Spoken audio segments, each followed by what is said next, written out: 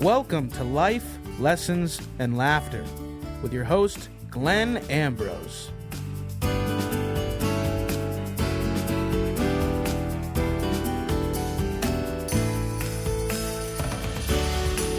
Hey everybody, welcome to the show. So today we are talking about the vibration of love. What does Hi that, Ben, what do you think? what does that mean? It's, everything has a vibration. We're vibrational beings, we live in a vibrational universe. Everything's energy, everything has a vibration. So I was thinking of, I kind of had a bit of a rough day yesterday, and stuff was just trying to claw in at me. And I got up this morning and it was a little bit like that again. And I was like, screw that. Like, it's no, no. So I just kind of was like, well, how can I recenter and really get myself into a better space? And I started thinking, foundationally, which I like to, and it's really about love. It's getting back to the vibration of love and just vibrating from there. That's like everything in its simplest form. Because Right. a lot of times, a lot of times we'll try to use tools, which the tools can be helpful. And they can be really helpful sometimes. And we talk about a lot of tools, how to deal with this, how to deal with that. And, but a lot of times getting right down to the core mentality, sometimes going right to that is the most helpful. Sometimes using little tools are a little bit more helpful depending on the situation. But if you're going to use a tool, it's important to understand where that tool comes from, like what the foundation of it is. So a lot of times what I do is I go all the way down to the core, and then I I kind of walk back towards the problem. From, so if love is the foundation of everything, and it's the foundation of everything that's good, then if I anchor into the vibration of love, and I just start there, and then I go back and I start walking towards the problem, and I go, okay, well, what was stressing me out, or what was bothering me? It's like, well, is that important? It's like, well, compared to love, no. No, nothing's really important compared to love. Like everything in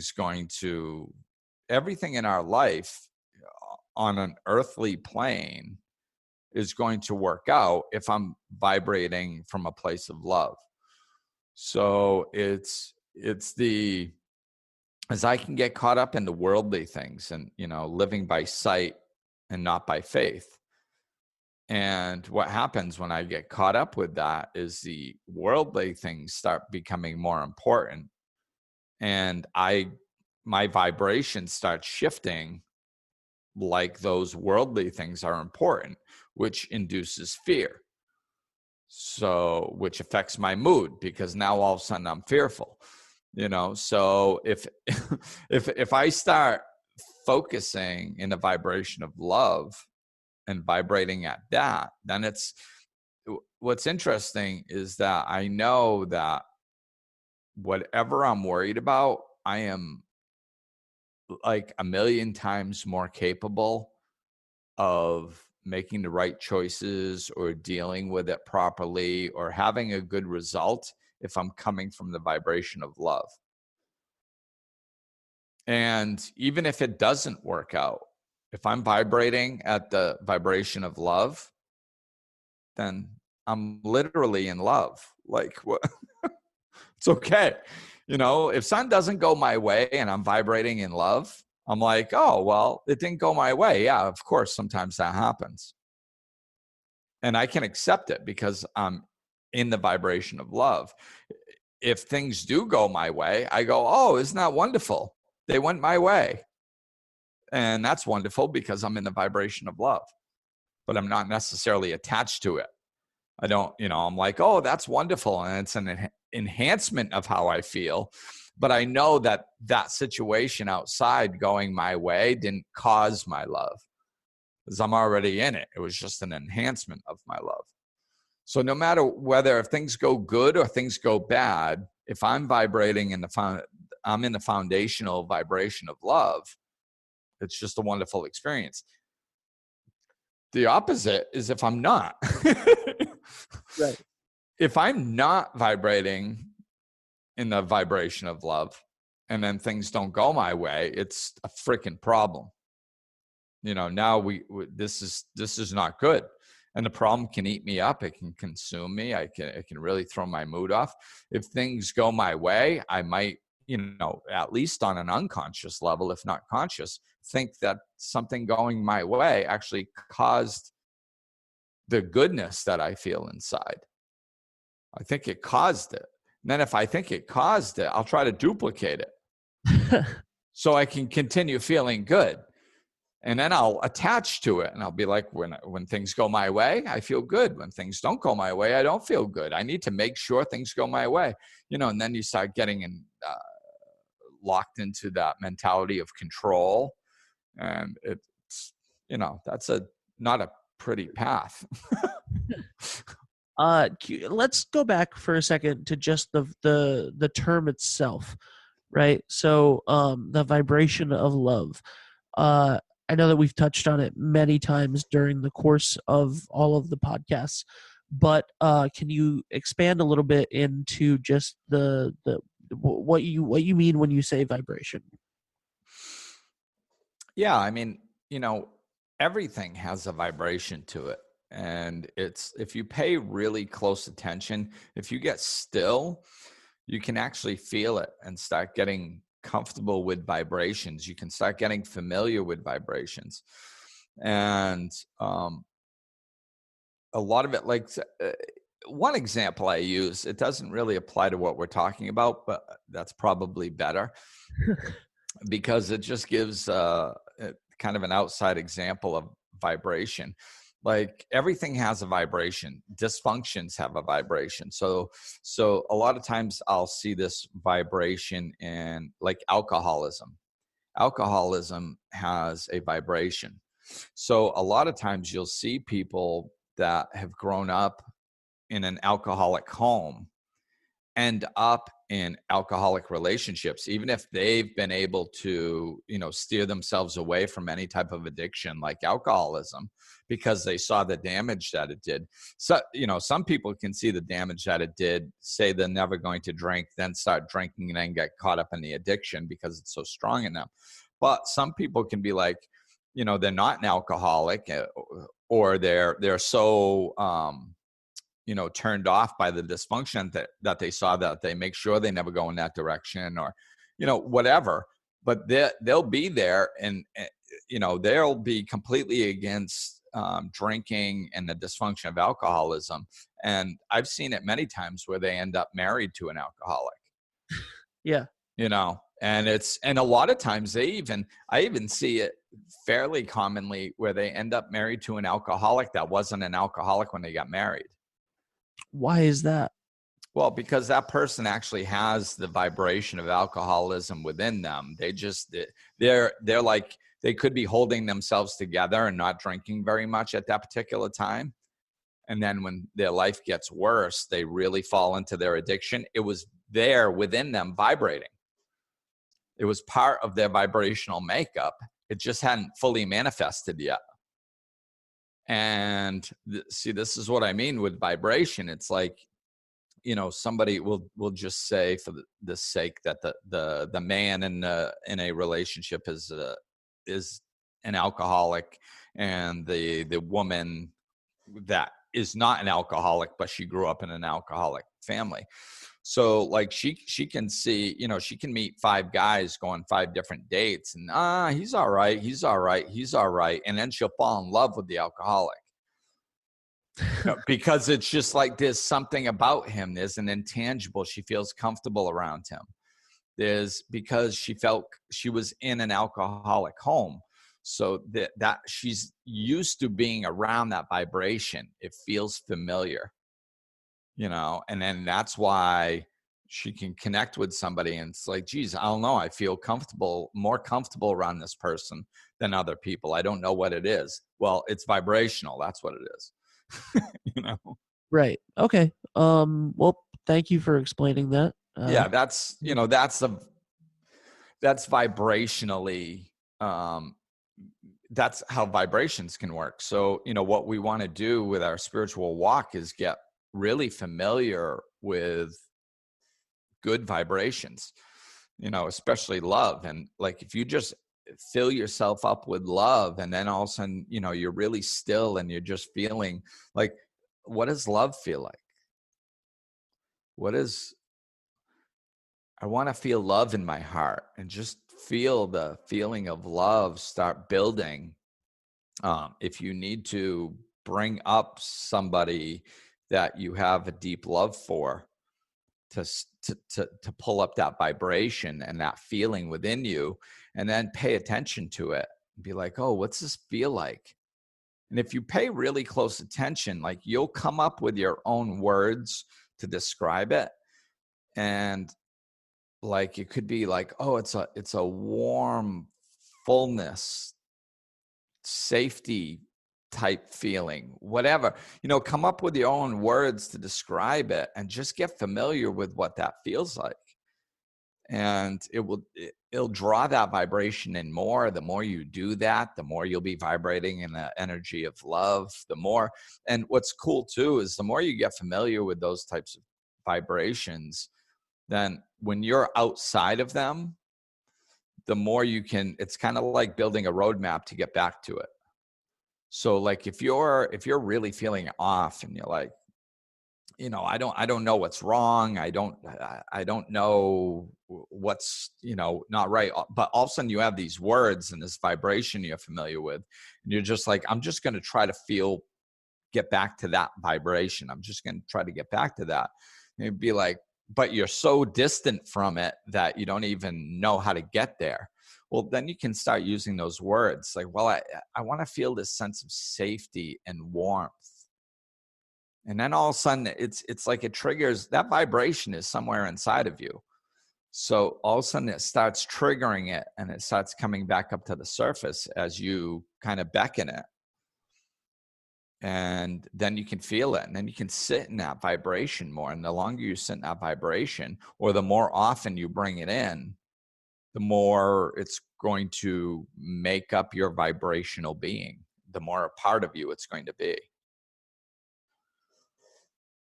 And what if you're not in the vibration of love? How do you get there? Like you talked about earlier, being in a vibration of fear or whatever else it is. How do you get back to, or get to, if or get back? Because everybody is there at some point, right? Oh yeah. Yeah. Yeah, everybody gets off. So it's, like I said, I mean, that's why it's helpful getting familiar with it, because the more familiar you are with it, the easier it is to get back to it. If you felt it once 6 months ago and you're like, how do I get back there? I felt it for 15 seconds 6 months ago. I mean, you can still do it. It's within us. It's just that's going to require a little bit more energy than if you've been feeling it on a regular basis. You can make it a morning ritual just to feel love within you for 5 minutes every morning. I mean, that could change your life. But a lot of it is just really letting go of the worldly stuff. Letting go of the transitional stuff that we think is so important. And we think it's not that, I think we have to really live our lives responsibly. And I think that the little catch point that I have to work myself around sometimes when I get caught up in it is my mind will tell me that, well, it's, yeah, sure, vibrating in love and being peace and being joy and all that stuff is wonderful, Glenn. But like, you've got bills to pay, Right. you know, you can't, vibrate love at the people when they come to repo your car. They respond to money. So, if they don't get their money, then, you can vibrate at love all you want. So, there is some truth to it. It's just that it's not an overpowering truth. See, what your ego likes to do is it likes to confuse you. So it takes in something that has a morsel of truth and just holds that in front of your face. So yes, of course we need to have money. Of course we need to take care of our responsibilities. But that doesn't mean that it's more important than love. It doesn't mean that. And that's what we have to remember, is that it doesn't have to be one or the other. As a matter of fact, it's when we're vibrating in the mode of love, it enhances our ability to accomplish things. If we're vibrating, like, there's things that cause financial difficulties, and they're all founded in fear. A mentality of lack, of not deserving, of panic, of, oh my God, how am I going to get this taken care of? All that stuff is all fear-based. And we don't function well in fear. And it limits us. And most likely it's caused the problem in the first place. So if we bring in more fear, and control and tightness and constriction, that's not what helps us fix it. Can we push through sometimes? See, this is the part that's confusing, is sometimes we're all wrapped up in fear and lack, and we push through anyway, and we don't open up to spirituality, and we take all this forced action, and it's really hard, and somehow we get through and we get on the other side of our difficulty. And it's really hard, torturous, painful, it sucks. But we get on the other side of it, and then we go, oh, okay, see, so that's how you get through stuff. It's like, no, you didn't get through it because yeah, that's one way. I mean, it was freaking horrible the whole way. Like, there is another way. Like, there's another way to accomplish everything that you want. That's more joyful, less pain-filled, and has better results, and actually can even prevent you from ending up in the same place down the road. Just because you're on the other side of something now doesn't mean you're on the right side of, like, where you could have been from it, Yeah, we live so dysfunctionally that it's this mentality that we have to push through, and that's the right thing to do. No, you don't understand. Like, I have real problems, so I have to live life like, money is just such a good example, because you don't have money, and it's like, it's very easy to live spiritually, or it's easier to live spiritually when you're dealing with people. When you deal with something tangible like materials, especially like money, it's like, well, I just don't have the money to pay rent, and they're going to throw me out. So don't tell me to live spiritual. This isn't a spiritual issue. But everything's a spiritual issue, because if you were vibrating in in a vibration of abundance and love, then you probably wouldn't be in that position in the first place. But what people do, instead of working on their vibration and working on dealing with a problem through the energy of love, they constrict even more and push and close off, and they'll, we always get through one way or another. We get through. You could get evicted from your apartment. It's happened to me. I've gotten kicked out and homeless and slept in my car, and you know what? Somehow that worked out. I was on the other side of it in a warm place to live later on. So I did get through that, but the way I went through that journey was miserable and horrible and tight, where if I focus on love, then I have all this fear, and I can muscle through it with all this fear and maybe get to the other side torturously somehow, or I can bring in love. If I have a fearful situation, I bring in more fear, it just makes it worse of a situation. But if I have a fearful situation, I bring in love, now all of a sudden it minimizes the fear, and I work through, and it might not necessarily be easy, but it's going to be calmer. It's going to be more manageable. And I have a better chance of not duplicating it in the future because I brought more love in, which breeds things like abundance, worthiness, as we increase our love. So it's just because you made it through something just like a bull just running into it and pushing and pushing and pushing. I mean, think back, was it fun? Like, no, it was really hard. Then try something different, and that's the key is we think better. We're more effective when we're functioning from a vibration of love. Things go smoother, things fall into place, people are more reasonable. It's just everything works better in a vibration of love. And the see, the thing that happens if we push through out of fear and we get to the other side, it actually becomes a cycle. Because like when I'm dealing with somebody like that and they're not capable of letting go of no, I have to push through this. If they're not capable of that, what happens is they keep going 90 miles an hour and they're miserable and it's very difficult and they can't work on themselves and they can't focus on fear right now because they got real stuff to deal with. And then they finally get through it. And they the whole time they're like, I'll work on myself when I get on the other side of this. But I got to get on the other side of this first. Then they get through. And then I go, oh, okay, so we're going to do some work now. And they're like, well, I'm really tired. I was exhausting. I had to do a lot of pushing. So I'm just going to catch my breath and then we'll work on stuff. Oh, okay. So then they catch their breath. You go, are you ready to work on stuff? And they're like, you know what? Life really isn't that bad. I mean, I'm fairly happy. Everything's okay. I don't really have to do the work on myself. I don't really have to change all this stuff. It's okay. It's fine. And then, so they don't do the work on themselves.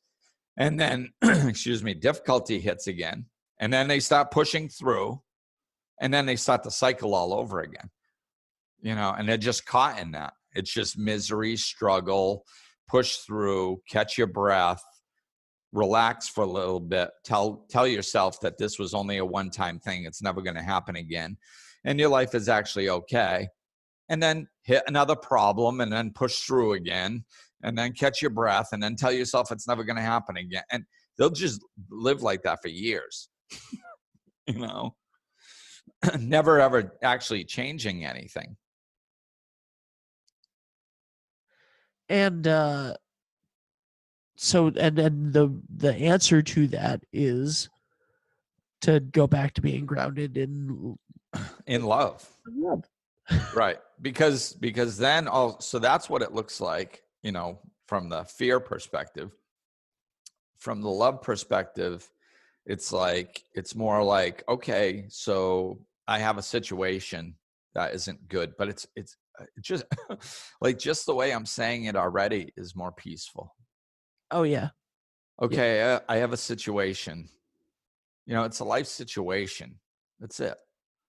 We have billions of them throughout our lives. It's a situation that requires my attention. Okay. So what's the best way to deal with this? And just from a calm, peaceful, loving perspective and non-judgmental, non-anger, your brain can think more clearly. You can come up with more solutions. You can, if you're on the phone going, you got to give me more time. What's more likely for somebody to give you more time to come up with money? screaming at them, going, "You don't understand. You have to give me more time. This is ridiculous." Is that more effective, or is coming from a place of love more effective? Love. Nailed it. Good choice, Ben. So, if you're sitting there going, "Hey, listen, I understand that I owe you some money, and I understand that, you have a life to live and you need to get it. You need to take care of your responsibilities. I can, if you just give me a little bit more time, I know I can work this out, and, you can get what you need." And it like that is going to be more, it's more likely that somebody's going to lean in your direction if you meet them in love than if you're yelling at them out of fear, and your brain thinks more clearly. Like I said, you see solutions, you stay open. And that's how we navigate things, by staying open and relaxed and looking and moving forward. Of course, this action we have to take, but take it out of love. It multiplies, and people are happy to help. And it's just amazing how we can, there's two ways of doing anything. And I've talked about this with running late for something. We can go, "Oh my God, I'm late," and drop, grab your keys and then forget your wallet and then run back in and get your wallet and then trip. Or you can just go, "Okay, I'm late for something." Center yourself for 3 seconds. What do I need to bring with me? My keys, my wallet, my phone. Okay, grab those. Walk to the car. Less mistakes happen. Everything goes smoothly. It's the same on bigger scale things. There's two ways to do anything, out of love or out of fear. And if it's out of fear, it's constricted, it's forced, it's tight, it's difficult. You're not thinking so clearly. If it's out of love, you're more relaxed. You see more opportunities. You see more solutions. More people are more likely to interact with you and help you and give you something you need if you're coming from a vibration of love. And at the end of the day, you're going to get through this one way or another. It's just, how do you want to walk? Like, if you have a situation that takes a week to walk through, how do you want to walk that week? Through pain, misery, and constriction, or with love, peace, and comfort? Yeah. It's our choice. And the more we learn to walk through life that way, the more we're going to have a happier life. It's like, how do I have a happy life? Well, that's how. Happy life doesn't mean that everything goes our way. And when I say that, everybody laughs. "Oh, that's not what I want." Yeah, that's exactly what you want. That's exactly what we all want. I mean, let's be realistic about it. Subconsciously, when we are irritable and caught up in life, the reason we're irritable and caught up in life is because we want everything to go our way. That's why. Period. We want everything to go our way. Now, we're not conscious about it. We're not slowing down and going, "Oh, I think the world revolves around me, so I want everything to go my way." No, of course we're not conscious about it. We're not thinking that. But that's the motivating energy of what's driving our mentality and our mood. We want everything to go our way, when we want it, how we want it. And if it's not doing that, then we're going to get upset about it. And if we can pull back and relax off of that and anchor down more into the love, we actually end up getting more of what we want. And even if we don't, it's okay, because we're vibrating in the energy of love. That's a great place to end this episode. Honestly. Yeah, it's like there's, I'm an extremist, so a lot of times I have to draw serious lines in the sand with myself. My mind's very clever and manipulative and rationalizes real well, and it can trick and all this stuff. So I try not to get into the games with my mind. Just cut to the chase. And cutting to the chase is just going, nothing's more important than love. I don't care.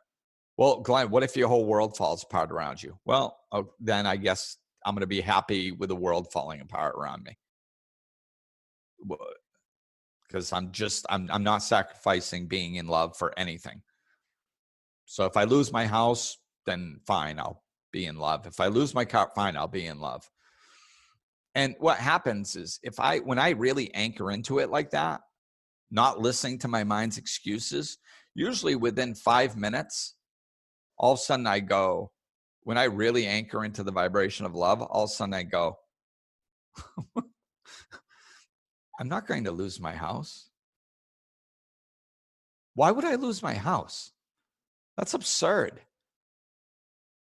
Like, I'm way more capable of handling everything right now that I'm vibrating in. My mind was trying to keep me vibrating in a vibration of fear and control and telling me that I needed to do that in order to solve problems. And I don't. It's absurd to even think that.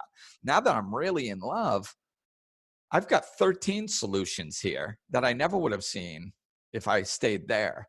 And everything's fine. It's just the vibration we're caught up in. If we're caught up in that fear, we think we're supposed to stay there and it's going to help us somehow. If we're able to disconnect and go, no, nothing's more important than love. Nothing's more important than peace. Nothing is more important than happiness. And we let go of all that stuff. All of a sudden we see like, oh, I get to have all that too. As long as I stay in this love, I get to have everything that I thought I was giving up for it. I don't even have to give all that stuff up. That was just a trick of my mind. So that's going to do it. I feel complete. Good. Good. If you want to contact Glenn, get life coaching services, all of that stuff, all of his content, which is just growing by the day, is at glennambrose.com. And the book is available. Check out Down to Earth, the spiritual being's guide to having a happy human experience. That's what we're talking about, having a happy human experience. We're here. We might as well enjoy it. So now there's a whole book about it. So go check it out. Anywhere books are sold, I think, It's, I mean, really, it's distributed through Amazon and Barnes and Noble and through Ingram, which is everywhere through the world internationally. So you should be able to get it no matter where you are. And if you're not able to for some reason, email me and we'll find a way to get you on. So thanks for listening, everybody, and we'll talk with you soon. Glenn is available for life coaching sessions. To book an appointment or for more information, go to glennambrose.com, follow him on Facebook and Twitter, or click the link in the description of this episode.